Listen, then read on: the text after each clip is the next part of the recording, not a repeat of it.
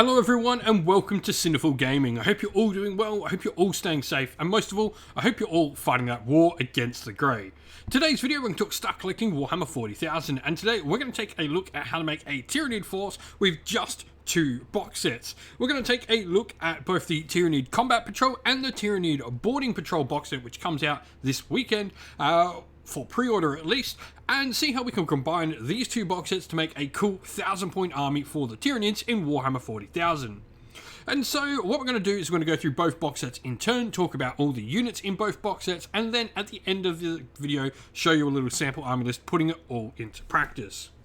And so, to start off with the contents of the Tyranid Combat Patrol. Now, we start off with a Hive Tyrant model. Now, this can be built as also a Winged Hive Tyrant or the Swarmlord, which is a named character for the Tyranids. Now, first of all, the Hive Tyrant. You do have some rules you need to abide by with these. You can only ever include one such Hive Tyrant keyworded model in a detachment, and if that model is included in your detachment, it must be your Warlord, as they're sort of, well, they're the big bugs that are in charge. Now, they've got a variety of different weapon options. They can be put as, pretty decent close combat killers. They have options for their giant monstrous bone swords, monstrous scything talons. They can also take lash whips on them as well. And they can have a variety of different heavy weapons as well, like the heavy venom cannon and stranglethorn cannon. A particular favourite of mine for heavy D3 plus 3 shots. Strength 8 minus 2 AP, damage 2 blast. Pretty good at killing Space Marines all up. You've got options to take adrenal glands, which can give you +1 strength. I think this is a particular nice upgrade, popping into strength 8, so you're not really needing to spend an awful lot on maybe some of the other bonus weapons that are going to need to get you that sort of extra strength. You've got toxin sacks in there, where you gain the toxin sack keyword, and you can get some automatic wounds on your 6s to wound. And the lash whip obviously will give you the lash whip keyword, and each time the bearer makes a melee attack, you can reroll hit rolls of 1. Now, other than that, you do have the Will of the Hive Mind ability, where you can, in your command phase, select one friendly Hive Fleet core unit within synaptic link range. This is a range that's sort of determined based on how powerful your synapse range is really throughout your entire army. Normally, it's around 12 inch. But what this can do is it's going to allow one of your friendly units that you've chosen to use this ability on in your command phase to reroll hit rolls of 1. Pretty standard stuff. Psychic Barrier gives the model a 4-up invuln, and Death Throws mean it can do some mortal wounds almost as if it's like a tank dying, really. Now, the Winged Hive Tyrant is pretty much the same, except it's got wings, means it's faster. The big difference is the Swarmlord model. If you're going to go with the Swarmlord, he's a named character. He doesn't have any upgrade options like some of the others. He's a Psyker with 2 psychic powers. In fact, all of these Hive Tyrants are. Now, he's got Psychic Barrier for 4-up invulnerable, but he's got the Bone Sabers, which means he's got 4 of them. These are all melee weapons. They're +1 strength, AP -4, damage 3. No extra abilities on them except his Blade Parry ability once per turn. First failed saving throw for this model in melee is changed to damage 0. Domination of the Hive Mind. Each time a model in a unit, they can reroll the hit roll entirely, so not just reroll ones, it's reroll hit rolls off of him. Hive Commander allows in your command phase to select a friendly Hive Fleet core unit within range. Till the start of your next command phase, that unit will gain objective secured. And he's got Death Throws as well, where he'll do some mortal wounds when he decides to die. Now, joining him, we have a Troops Choice that also provides us with some extra synaptic link range, and that is the Tyranid Warriors. They're a pretty solid unit. They've got a variety of different upgrades, and probably one of the most customizable units you have outside of your characters. Now, they can have options for a variety of different heavy weapons on Barb Stranglers, Venom Cannons. They've also got lesser short weapons, so Spine Fist, Death Spitters, Devourers. And they can also go very combat heavy with Bone Swords, Rending Claws, and Scything Talons, all options. Dual Bone Swords is my particular favourite, +1 attack, +2 strength, -2 AP, damage 2. Excellent Space Marine killers. Now, Warrior spawning as well, if your army is Battleforged and you choose to maybe build the Tyranid Prime out of this and 2 Tyranid Warriors, though you would need to sort of work around and build some other Tyranid Warriors because you do have to have a minimum unit size of 3 for the unit, you can potentially take the Tyranid Prime without taking up any HQ slots. Now, you've then got another Troops Choice in the form of Termagants. These are pretty much your standard troop, I would say, for the Tyranids. They are going to carry small arms, so you've either got the option for the Flesh Blowers, which is standard, Assault 1, Strength 5, -1 AP, damage 1. You can go for Devourers, which turn them into Assault 2 weapons, Strength 3, no AP, damage 1, or the Termagant Spine Fist, which are a Pistol 2 weapon. They can take Toxin Sacks and Adrenal Glands, as we've already gone through what the benefits of those are before. Lastly, we have a fast attack unit. We've got 3 Reaper Swarms. These really aren't all that much to add. You know, they've got 4 wounds, 4 attacks. They can have spine maws for a little pistol attack on them. Lesser organisms mean they never count as any compulsory choice needed. And burrow and squirm, each time a ranged attack is allocated to the model, they always count as having the benefits of cover. And so, moving on, we now have the Tyranid Boarding Patrol. Like I said, this is coming out for pre-order at the time of recording. It would be this weekend. It might have been just the weekend past it's gone on pre-order as the video goes live. I'm unsure when I'm going to schedule it. But with that said, we get a Broodlord, which is another HQ option for the Force. This is a more smaller character. It's still a pretty big model, but definitely much smaller than the Hive Tyrant. It's got its Broodlord Claws and Talons, strength of user, which will be 5, AP -3, damage 2. Each time an attack is made with a weapon, though, you can reroll wound roll, so this definitely helps with that strength 5. And on the unmodified wound roll of a 6, this attack turns into an AP 5, which turns it into an absolute shredder. 4-up invulnerable save base, so same as the Hive Tyrant, which is pretty cool. Vanguard Predator means it can deploy further up the field, and Vicious Insight as well will allow you to give a unit each time they make unmodified wound rolls of a 6 to improve the attack characteristic armor penetration by 1.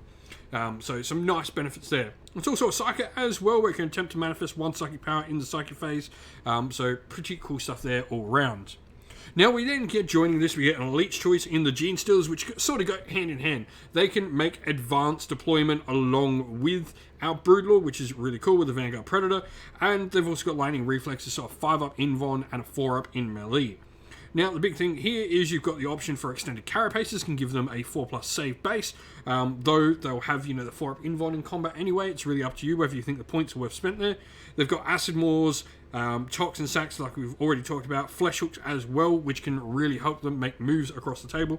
The bear against the flesh hooks keyword, where the bearer's unit make normal move, advances or falls back. They pretty much ignore all vertical terrain. They just move at a flat line, which is really, really cool. Gene Steel Claws and Talons, AP -3, damage 1 at base strength, so strength 4, so pretty solid all around there. Now we also get another 6 Tyranid warriors in this box set as well, which is pretty cool. This will enable us to really sort of spread out and get some.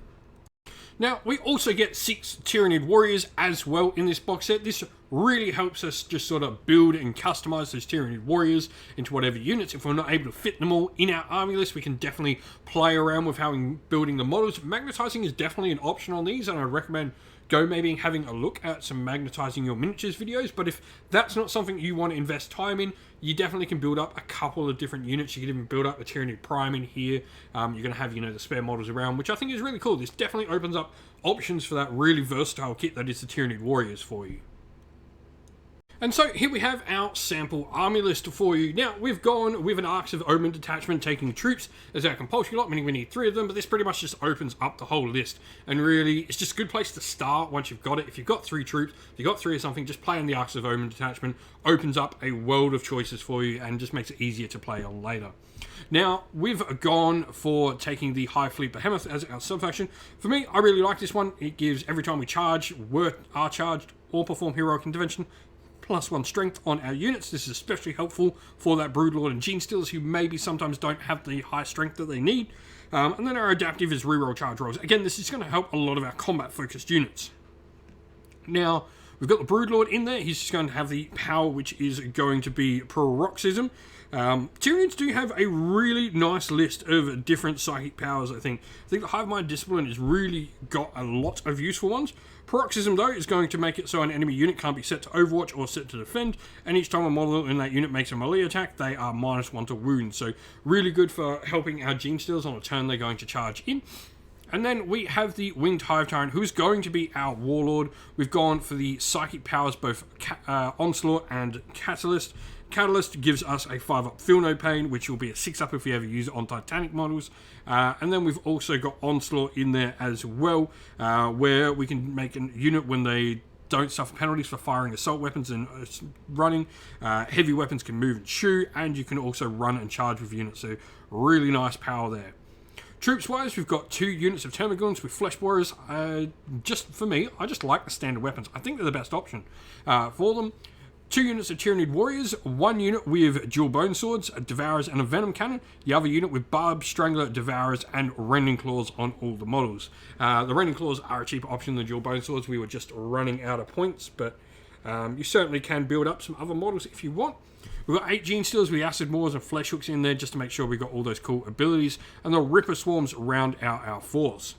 Now, going back to our general, I said we've spent a couple of CP on him. So we've got a relic and we have a warlord trait. So the warlord trait we've gone for with the warlord here is going to be heightened senses. What this will do is this effectively just means he strikes first in combat. Really cool for a model that can make itself run and charge as well. And also he can reroll hit rolls on a turn in which he does.